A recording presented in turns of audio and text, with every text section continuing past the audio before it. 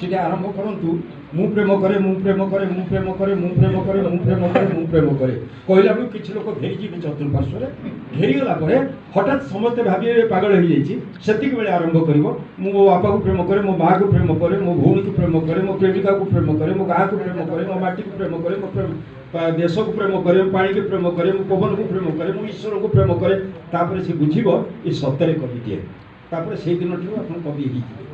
ତେଣୁ ପ୍ରେମର ବ୍ୟାପକତା ନ ଆସିଲେ କବିତା ହେବ। ସୁନ୍ଦର କଥାଟିଏ ହରପ୍ରସାଦ ଦାସ ମହୋଦୟ କହିଲେ ଅନେକ କଥା ତାଙ୍କଠାରୁ ଶିଖିବାକୁ ହୁଏ। କଥା ହେଉଛି ଯେଉଁ କଥା କହିଲେ ଇନ୍ଦ୍ରିୟ ଆଉ ସନ୍ନ୍ୟାସ ଐନ୍ଦ୍ରିୟ ଆଉ ସନ୍ନ୍ୟାସ ପ୍ରକୃତରେ ଭାରତବର୍ଷରେ ତାହା ହିଁ ଘଟିଛି।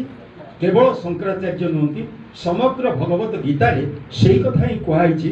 ତା ଉପରେ ଏକ ପ୍ରବନ୍ଧ ଏଇ ଚଳିତ ସପ୍ତର୍ଷି ସମ୍ବଲପୁର ବିଶ୍ୱବିଦ୍ୟାଳୟ ଯେଉଁ ପତ୍ରିକାର ତାର ପ୍ରଥମ ପ୍ରବନ୍ଧଟି ହେଉଛି ସନ୍ନ୍ୟାସ ଏକ ପଳାୟନ ନୁହେଁ ଏକ ସଂଗ୍ରାମ।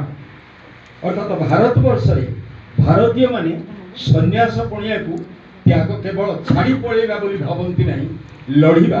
ସେଇଥିଲାଗି ଭଗବତ ଗୀତାରେ ବାରମ୍ବାର ଭଗବାନ କହିଛନ୍ତି ତୁ ଯଦି ଯୁଦ୍ଧ କରିବାକୁ ଚାହୁଁଛୁ ଭୀଷ୍ମକୁ ମାରିବାକୁ ଚାହୁଁଛୁ ଦ୍ରୋଣକୁ ମାରିବାକୁ ଚାହୁଁଛୁ ତସ୍ମାତ୍ ଯୋଗୀ ଭବ ଅର୍ଜୁନ। ପ୍ରଥମେ ଯୋଗୀ ହ ସନ୍ନ୍ୟାସୀ ହ ତାପରେ ଯାଇକି ଲଢ଼େଇ କରିବ। ସନ୍ନ୍ୟାସୀ ନ ହେଇକି ଲଢ଼େଇ କରିପାରିବନି।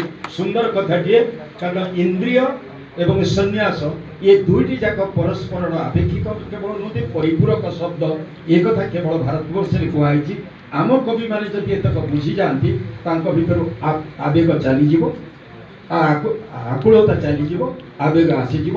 ଶେଷ କଥା ହେଉଛି ମୁଁ ଅନେକ ସମୟରେ କହିଛି ଈଶ୍ୱର ଯେତେବେଳେ ଏକୁଟିଆ ହେଇ ବଡ଼ କଷ୍ଟ ପାଇଲେ ସଂସାର ସୃଷ୍ଟି କଲେ।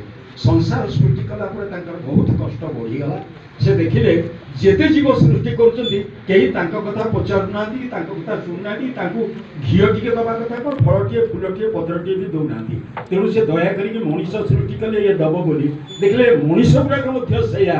ତେଣୁ ମଣିଷକୁ ବଞ୍ଚେଇବା ପାଇଁ ସେ କବି ସୃଷ୍ଟି କଲେ ଲେଖକ ସୃଷ୍ଟି କଲେ ଏବଂ ସେ ବାଲ୍ମୀକି ସୃଷ୍ଟି କଲେ ସେ ବ୍ୟାସ ସୃଷ୍ଟି କଲେ ସେ ଯୀଶୁ ସୃଷ୍ଟି କଲେ ସେ ମହମ୍ମଦ ସୃଷ୍ଟି କଲେ ସେ ବୁଦ୍ଧ ହେଇକି ନିଜେ ଆସିଲେ ଏବଂ ତ୍ରିପିଟକ ଲେଖିଲେ ଯାହା ଫଳରେ ଏ ସଂସାର ଈଶ୍ୱରଙ୍କୁ ଚିହ୍ନିଲା। ରାମାୟଣ ନଥିଲେ ରାମ ନାହାନ୍ତି ରାମ ମନ୍ଦିର ନାହିଁ ରାଜନୀତି ବି ହେଇପାରିବ ନାହିଁ।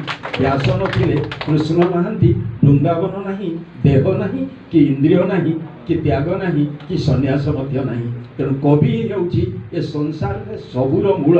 ଈଶ୍ୱରଙ୍କର ଆଶୀର୍ବାଦ ଆପଣମାନଙ୍କ ପାଖରେ ଅଛି। କଲମଟିଏ ସେ ଆପଣଙ୍କୁ ଦେଇଛନ୍ତି। ଯେଉଁ କଥା ହରପ୍ରସାଦ ଦାସ ମହୋଦୟ କହିଲେ ତାଙ୍କ ସହିତ ମୁଁ ଶତକଡ଼ା 101 ଏକମତ। ଆପଣମାନେ ଦୟାକରି କବି ହେଇଯାଆନ୍ତୁ। ଧନ୍ୟବାଦ।